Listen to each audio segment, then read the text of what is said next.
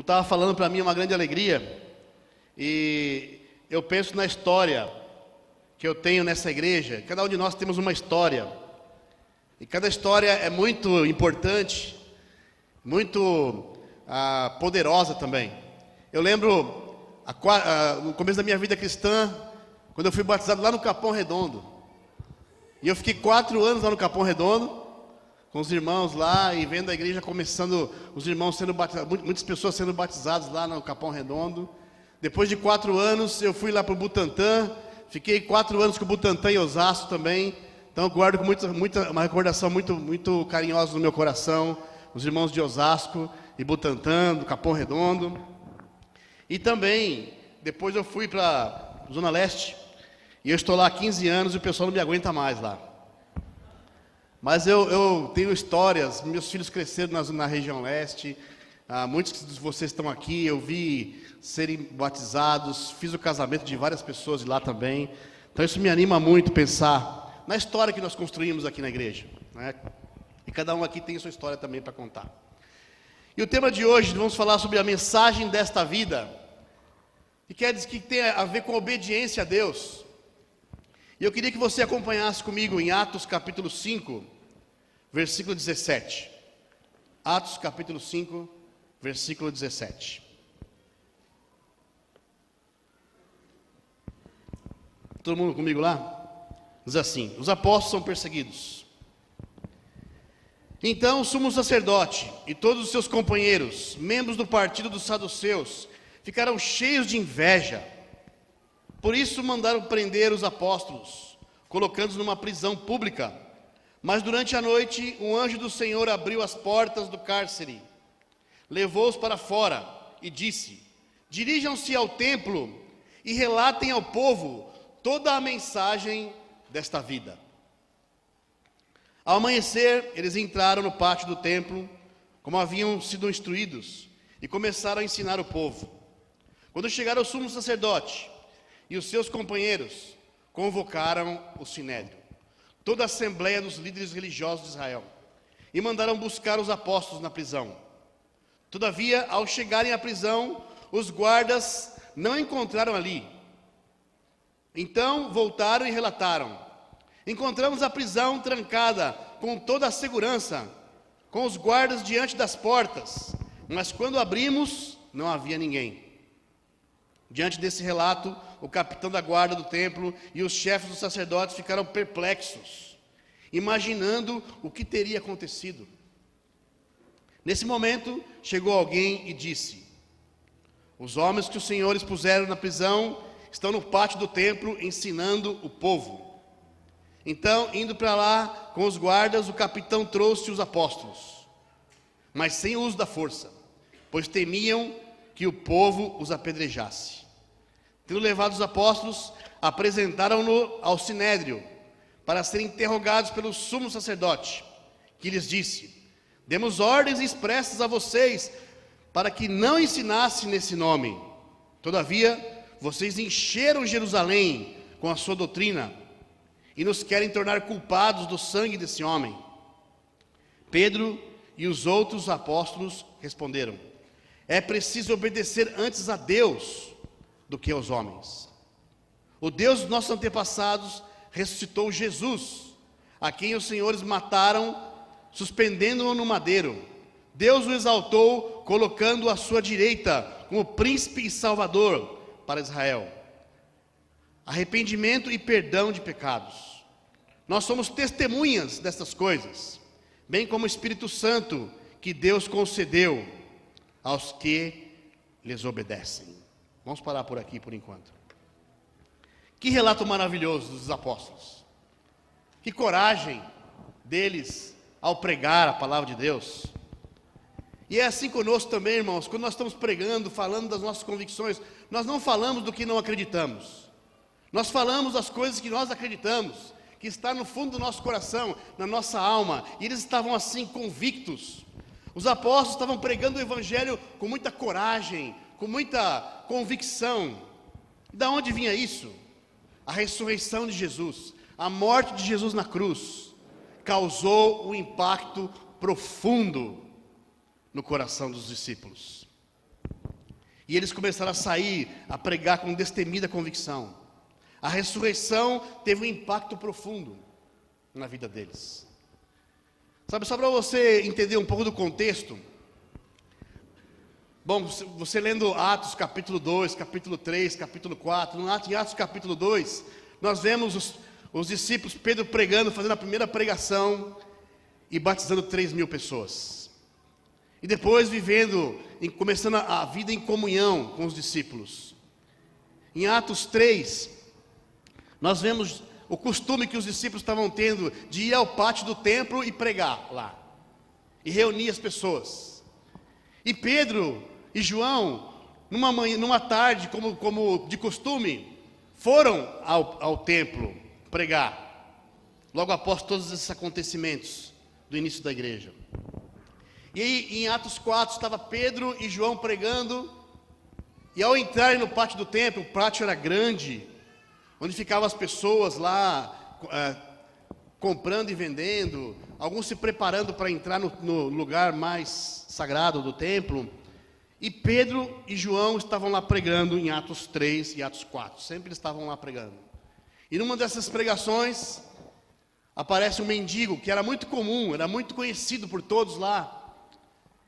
E esse mendigo é curado. E ele era um mendigo aleijado, ele é curado. E depois Pedro e João pregando com o discípulo, com esse aleijado do lado, curado, causou grande impacto. Eles estavam sendo muito conhecidos, causando grande alvoroço. Os saduceus estavam ficando muito preocupados, porque eles não queriam que a ordem fosse tirada daquela região. Isso causaria problemas para eles em Roma. E eles vão para cima dos discípulos, para intimidá-los. E é sempre assim, quando nós pregamos a palavra de Deus, quando estamos com coragem de pregar a palavra de Deus, sempre alguma coisa vem para querer nos intimidar. E eles estavam sofrendo essa intimidação. E eles são ameaçados. Se vocês continuarem pregando, vocês vão ser presos, vocês vão morrer. E aí, entre esse texto que nós estamos lendo agora, eles voltam, mesmo sendo ameaçados, eles voltam a pregar no pátio do templo. E agora estavam todos os apóstolos. E eles foram presos de novo. E agora, naquela noite, o anjo aparece para eles e os liberta milagrosamente. E dão essa direção para eles, falando: dirijam-se ao templo e relatem ao povo toda a mensagem desta vida. Que vida é essa? Os discípulos só foram chamados de cristãos em Atos capítulo 11, lá em Antioquia. Então a mensagem estava sendo espalhada, as pessoas estavam ouvindo essa mensagem, era uma nova forma de viver. Não era mais uma religião, não era mais uma seita, era uma maneira de viver. Era uma nova forma de viver. E era muito comum eles estarem falando desse grupo de discípulos, aqueles homens que têm aquela maneira de viver. E o que é cristianismo? Cristianismo é isso. Essa é uma maneira de viver. Não é vivermos uma religião, mais uma seita, mas uma maneira de viver. E os apóstolos colocam as bases desta maneira de viver. No versículo 30 do capítulo 5 que nós lemos. Eu vou ler com vocês de novo. Diz assim: o Deus dos nossos antepassados ressuscitou Jesus, a quem os senhores mataram. Versículo 30 de Atos capítulo 5. Suspendendo no madeiro. Deus o exaltou, colocando à sua direita como príncipe e salvador, para dar a Israel arrependimento e perdão de pecados. Sabe, quando Pedro e João os apóstolos foram intimidados, eles pregaram, eles estavam com coragem, eles colocaram as bases desta nova vida, que era arrependimento, perdão de pecados, por causa da morte de Jesus na cruz. Se pudéssemos resumir ou falarmos as coisas principais dessa vida que nós vivemos, que nós somos chamados a viver, essa vida tem a ver com arrependimento e perdão de pecados. E vivermos, eu e você vivermos uma vida de arrependimento, nos arrependendo, sendo chamados ao arrependimento. Em Atos capítulo 2, versículo 38, você não precisa ir até lá. Quando Pedro faz a primeira pregação, ele diz: arrependam-se e sejam batizados. Depois, em Atos 3, versículo 19 e 20, ele fala: arrependam-se e voltem-se para Deus. A mensagem desta vida, o cristianismo estava sendo pregado, chamando as pessoas a se arrependerem, a mudarem suas vidas. E isso causou um grande impacto no meio religioso ali dos saduceus e dos fariseus, que estavam tão preocupados com a sua reputação, com o seu status religioso.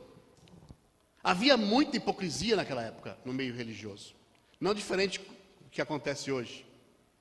Havia muita hipocrisia, havia muito suborno dentro da própria igreja, com os sacerdotes e as pessoas que se chamavam autoridades religiosas.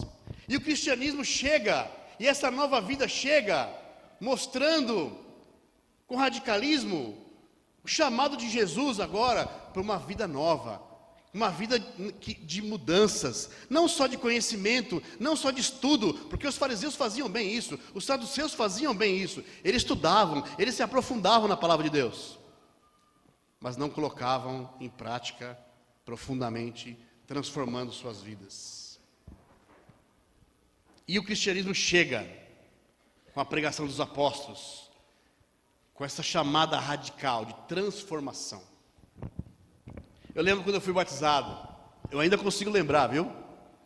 Fazem quase 25 anos, mas que época maravilhosa na minha vida. E eu lembro me arrependendo de pecados. Na época eu namorava com a Rosângela, éramos namorados, e eu lembro estudando a Bíblia e sendo chamado a ter um namoro puro e abandonar impurezas. Depois conversando com ela, para que nós pudéssemos ter um namoro puro. No começo ela não entendeu, depois Deus trabalhou na vida dela, e ela veio também comigo. Mas eu lembro tomando as decisões. Tinha momentos que ela queria pôr a mão em mim, eu falava: não põe a mão em mim. Quero ser puro para Deus. Era novinho, né? Imaturo ainda. Eu lembro estudando a Bíblia, os irmãos falavam para mim: não fala para ela ainda que você está estudando a Bíblia. Não fala as coisas que nós estamos falando aqui ainda. E ela perguntava: o que está acontecendo? Eu falava: não posso falar para você ainda. Acho que ela pensou: está com outra, né? Mas as mudanças que eu fui chamado, as pessoas que eu tinha que eu deveria pedir perdão, e criando coragem, e chegar a pedir perdão, falar com meu pai, com os meus irmãos. A minha casa virou de perna para o ar nos primeiros meses da nossa vida cristã, todo mundo se tornando cristão. Foi maravilhoso. Mas tudo isso só aconteceu porque me ajudaram a entender que eu precisava me arrepender do egoísmo, da imoralidade, do orgulho, de várias outras coisas da minha vida. Eu lembro estudando a Bíblia depois com homens viciados em cigarro durante 30 anos e parando de fumar da noite para o dia. Homens que estavam vivendo na infidelidade com as suas esposas, e após estudarem a Bíblia e serem chamados para esta vida, se arrependerem e depois restaurarem o casamento e viverem uma vida fiel um ao outro. Eu vi jovens, você também deve ter visto vários jovens, se arrependendo da impureza, largando a masturbação e decidindo ter uma vida pura para Deus. Porque esse é o chamado para essa nova vida, uma vida de arrependimento. E hoje, irmãos, estamos vivendo arrependimento, porque aquele arrependimento do batismo que você lembra, foi o primeiro chamado ao arrependimento. Deus continua nos chamando dia a dia ao arrependimento, porque essa é a mensagem desta vida, estarmos em constante arrependimento. Você tem coisas que precisa se arrepender, eu tenho várias coisas que eu preciso me arrepender. Às vezes eu olho para o espelho da minha casa e vejo: nossa, como Deus tem misericórdia da minha vida. Quantas coisas, quando você muda algo, você dá glória a Deus, mas depois você passa um pouco mais de tempo e você vê que tem algo mais profundo que vai aparecendo. O orgulho é uma coisa que lutamos durante toda a nossa vida, e sempre precisamos nos arrepender, voltar para Deus, tomar decisões. O que aconteceu lá no batismo precisa continuar na nossa vida. Estamos lidando com o nosso orgulho? Todo mundo aqui tem essa luta de orgulho. Se você falar que não, já provou que você é orgulhoso. E sabe de uma coisa? Os anos que você tem na fé não isenta você de ter que se arrepender mais. Vai te amadurecendo, você vai amadurecendo e você vai enxergando outras coisas que nós precisamos nos arrepender. E o que é maravilhoso é que Deus sempre perdoa. Deus está sempre com os braços abertos. Quando nós reconhecemos nossos erros e tomamos decisão de mudar, Deus abre os braços. Muitos irmãos têm amadurecido também e nos perdoam. Isso é maravilhoso na vida cristã, nesta vida que nós somos chamados a viver.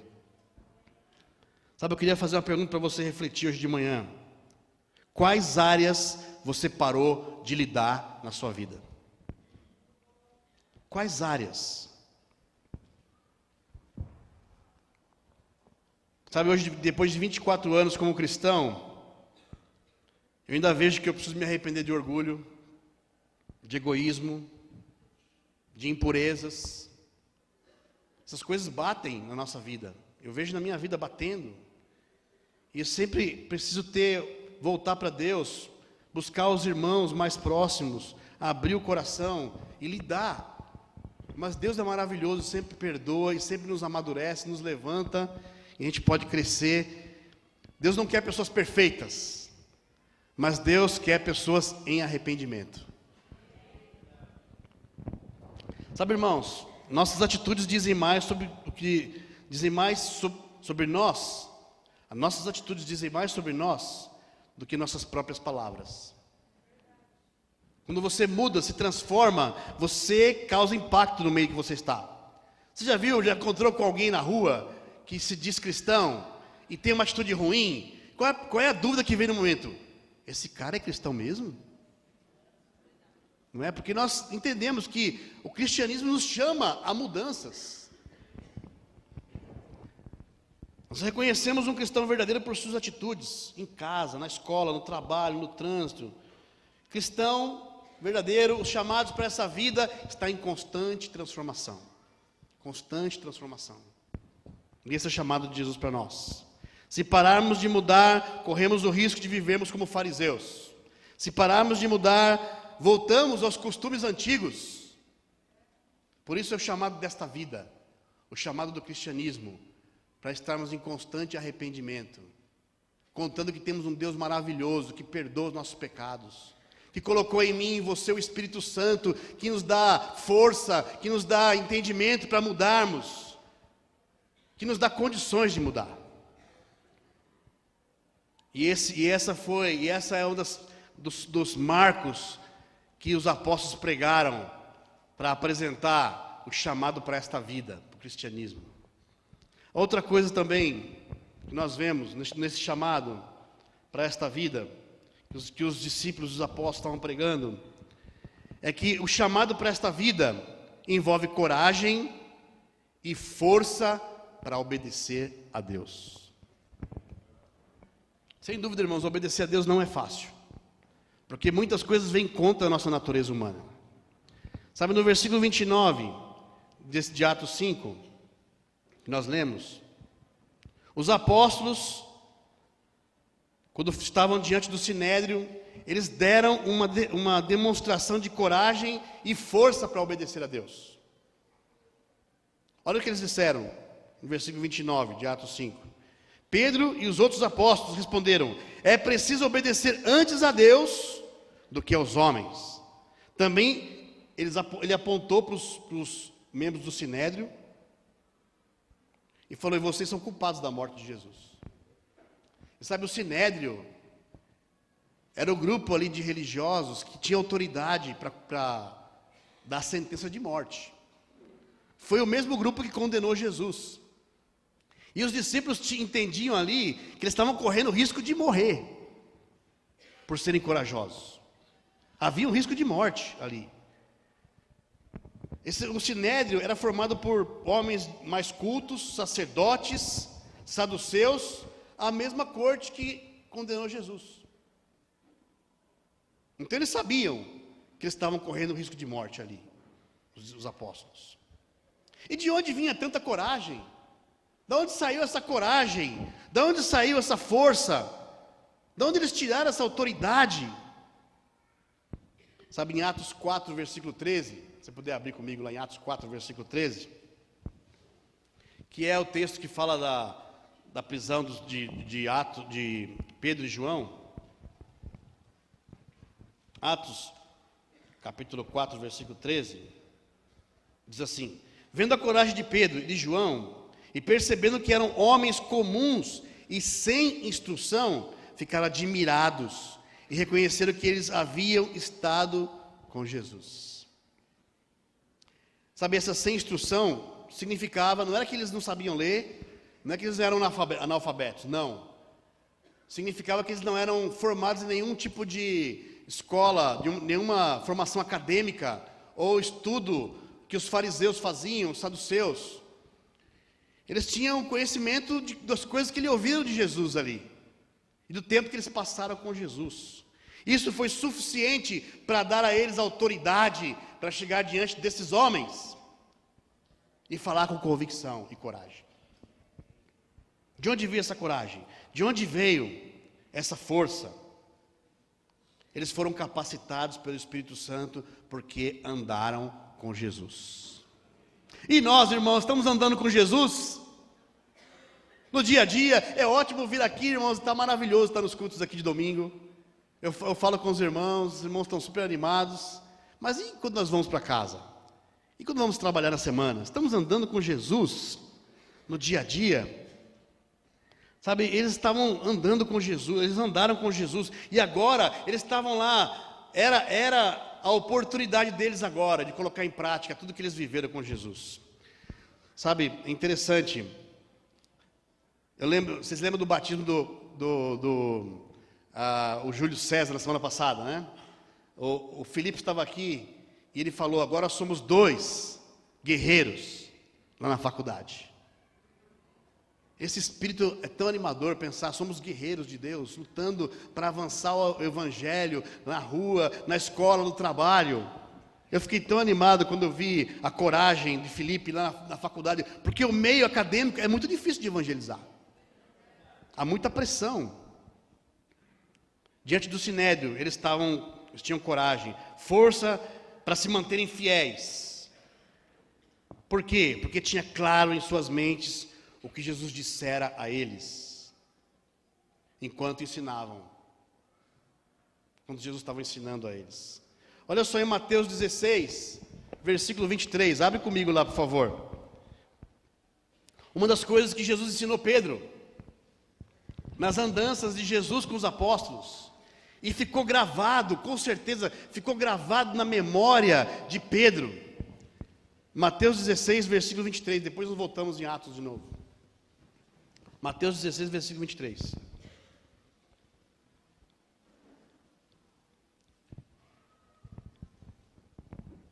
Jesus virou e disse a Pedro: para trás de mim, Satanás, você é uma pedra de tropeço para mim, e não pensa nas coisas de Deus, mas nas dos homens. Então Jesus disse aos seus discípulos: se alguém quiser acompanhar-me, negue a si mesmo, tome a sua cruz e siga-me.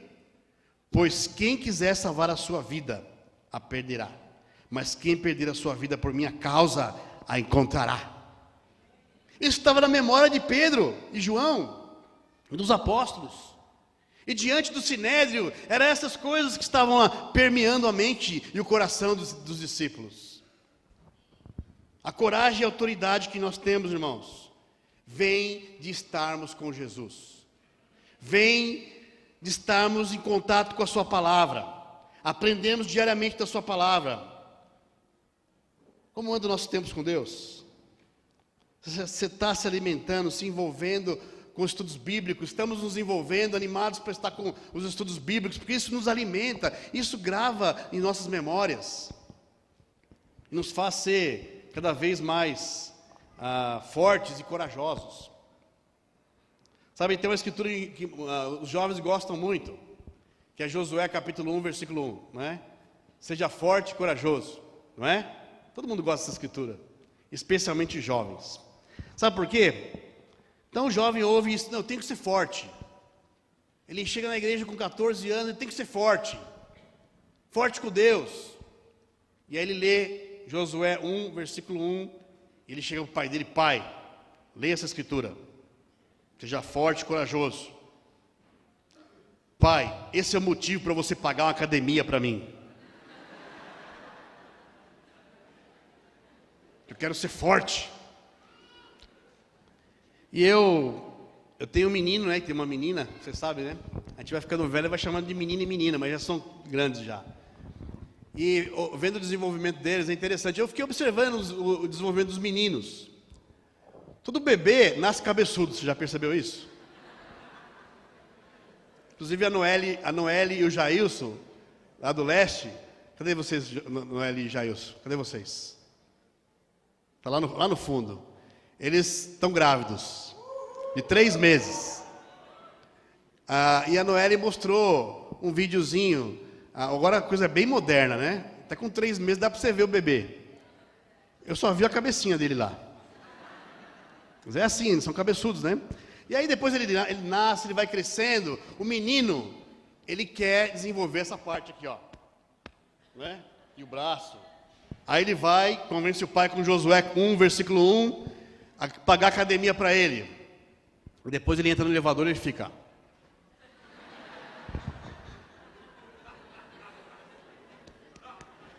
Não é assim? Às vezes estou no elevador, entra os jovens lá no elevador, nem dá conhecimento que eu estou lá, e fica lá. No elevador. E eles colocam uma camisetinha fininha, para mostrar o músculo do braço. Olha, está em 16, quero chegar a 20. Não é assim? Quem tem filho sabe, né? Aí depois ele amadurece, aí vai trabalhar, aí ele começa a namorar, depois ele casa, tem filho, não tem mais tempo para ir para academia, aí toda essa montanha de músculo desce, vem parar aqui, ó.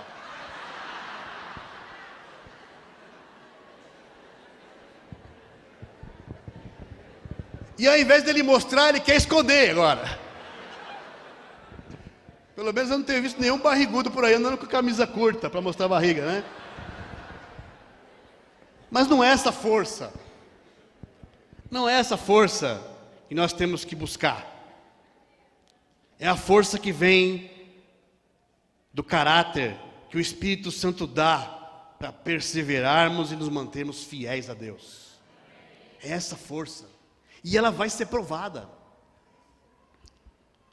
Como anda a sua força espiritual? Sua coragem no trabalho, na escola, em casa? Estamos corajosos, irmãos? Eu sei, irmãos, muitas vezes eu me pego muitas vezes covarde, algumas vezes. E aí o Espírito Santo me fala ao ouvido, Marcelo, você precisa falar de Deus para aquela pessoa. O Espírito Santo está conosco ali, falando, tentando nos encorajar, para não ficarmos covardes. Por isso, irmãos, precisamos ser fortes.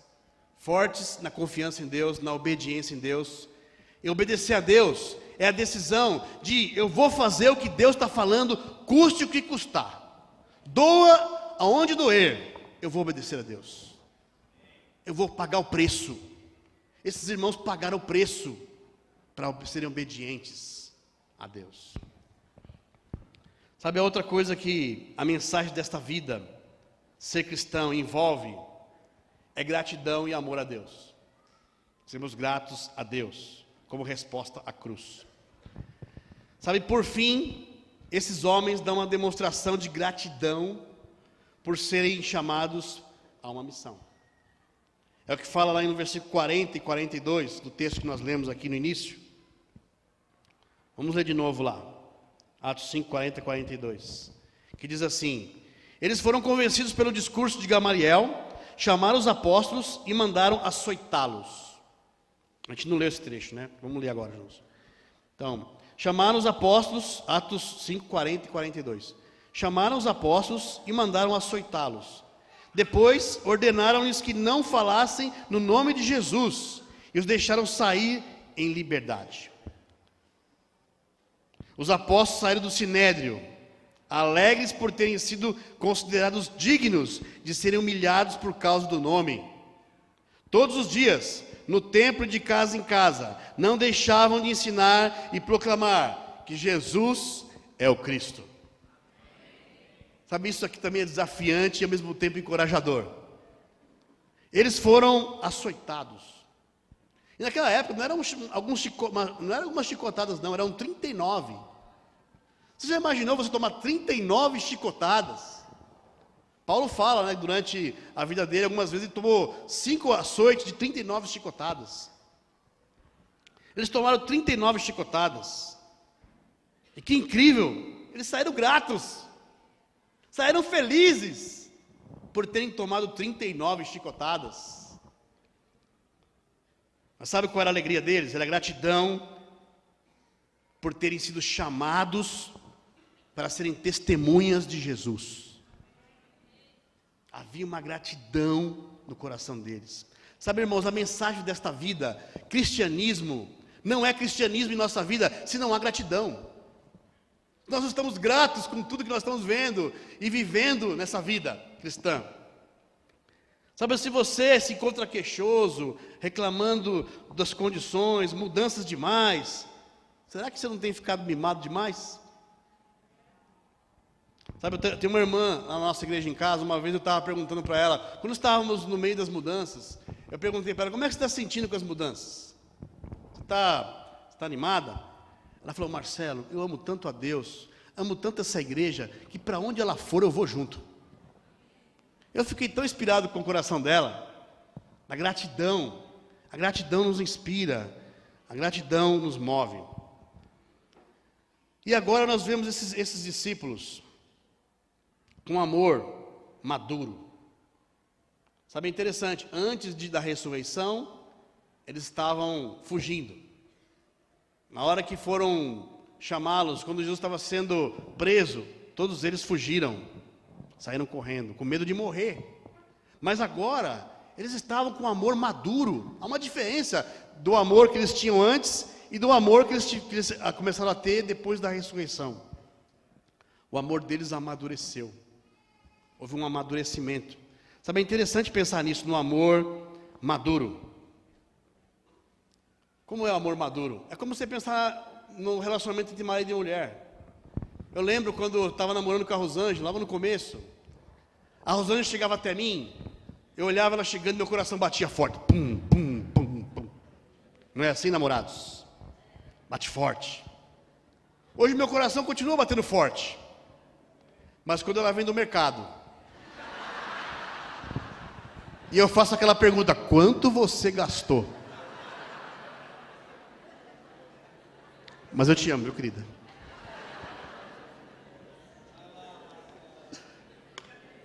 A gente vê isso com os namorados, né? É interessante isso, né? Eu sei que há vários namorados aqui. E você vê o namorado, eles são cheios de apaixonados. Eu vejo a minha filha está namorando. Então ela vai lá, o namorado dela vai lá e convida ela para sair. E ele chega cheiroso em casa. Toma banho. Esse é o motivo que as saídas são no sábado, porque é o dia nacional de tomar banho. Rapaz, chega cheiroso. E é assim os namorados, chega cheiroso. Convida para ir no restaurante, comida boa, né? Puxa a cadeira. Aí depois ele casa. O restaurante se torna a cozinha da casa dele. Né? A comida não é mais aquela comida boa de restaurante. É o arroz duro, que a esposa está começando a aprender. O feijão com pedrinha de carroxo ainda, né? Aí ela descobre que ele não é tão cheiroso como era quando namorava. Que exala alguns odores estranhos de vez em quando. E aí ela descobre o dia que vai dormir, e ele chega com aquela camisa da eleição de 10 anos atrás. E aí que começa a ser provado o amor.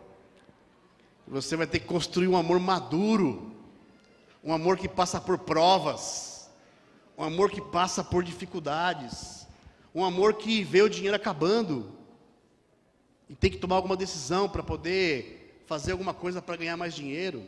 para pagar as dívidas. Fico pensando no meu relacionamento com a Rosângela, 24 anos de casado.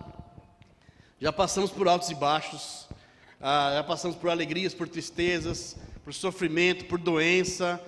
Chega um momento que você começa até a gostar de ir para o hospital. Porque a gente começa a amadurecer, ter um amor maduro, um amor de construção, de enfrentar as dificuldades. E agora os discípulos estavam vivendo isso. Opa, agora o meu amor tem que ser provado. E eles chegam e eles demonstram um amor maduro pela causa de Jesus. Impressionante ver a coragem deles. E olha só que interessante, quando a igreja recebe os discípulos, a igreja recebe Pedro e João, lá naquele evento de Atos 4, quando Pedro e João são presos da primeira vez, eles são libertados, o Sinédrio fala, não falem mais sobre Jesus. Eles voltam e eles falam com a igreja. Imagina a igreja chegando e vendo os dois chegando e falando para eles, olha, fui lá, preguei, e eles falaram para mim não pregar mais. Se pregasse, eles iam chicotear a gente, vai chicotear quem estiver pregando, eles vão perseguir. Imagina a igreja recebendo isso. A igreja recebe esse discurso de João, após ter sido preso. Mas olha que interessante como eles se colocam, a igreja se coloca. Em Atos 4, versículo 23. Abre comigo, por favor. Estamos terminando.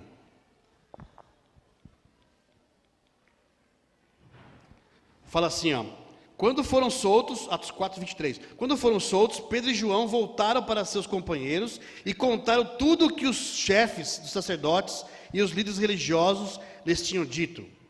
Aí eles começaram a orar, e no versículo 29, agora, Senhor, considera as ameaças deles, e capacita os teus servos, para anunciarem a tua palavra corajosamente. Eles não pediram a Deus, Senhor, não deixe que nada aconteça de mal para eles. Senhor, nós estamos aqui tentando fazer um trabalho para o Senhor, e as coisas estão ficando difíceis para nós. Eles não falaram sobre isso. E eu confesso, irmãos, que muitas vezes na minha vida cristã, eu orei diferente, diante das dificuldades. Deus, o que está acontecendo? Por quê? Eu tenho dedicado a minha vida ao Senhor. Por que essas coisas estão acontecendo? Por que as coisas não estão indo bem para a minha vida? Estamos fazendo e nos esforçando e as coisas não acontecem. Por quê? Mas esses homens, essa igreja, estava tão grata por serem testemunhas de Jesus, estava orando, Deus, capacita para que eles sejam boas testemunhas e pregue a palavra de Deus. Impressionante esse coração. Eu olho para isso e falo, Deus, eu preciso ter esse coração cada dia. Quando estivermos passando por dificuldades, estiver passando por provas, doenças, tem esse coração, Deus, me capacita do jeito que eu estou, para ser uma testemunha do Senhor. Na condição que eu estou agora. Me usa meu marido, usa meus filhos, usa a minha vida, para sermos testemunhas do Senhor. Eles não estavam focados em terem vidas tranquilas e confortáveis, mas em serem usados para anunciar o Evangelho. O resultado da gratidão deles, sabe o que aconteceu? Fala aqui, ó, depois de orarem, tremeu o lugar em que estavam reunidos, e todos ficaram cheios do Espírito Santo e anunciavam corajosamente a palavra de Deus. Sabe, gratidão traz poder de Deus. Gratidão provoca Deus. Faz Deus encher o coração de alegria. Faz tremer o lugar que nós estamos. Resumindo, irmãos, a mensagem dessa vida, então, envolve transformação e arrependimento de pecados. Estamos mudando diariamente, procurando sempre ser melhores para Deus, não para melhorar para as pessoas ao nosso redor, mas para Deus. A mensagem desta vida envolve força e coragem para obedecer a Deus, de sermos constantes na palavra de Deus, de sermos testemunhas e obedecermos a Deus, custe o que custar. E a mensagem dessa vida envolve gratidão e amor a Deus. E nós sejamos essas testemunhas e possamos viver a mensagem desta vida.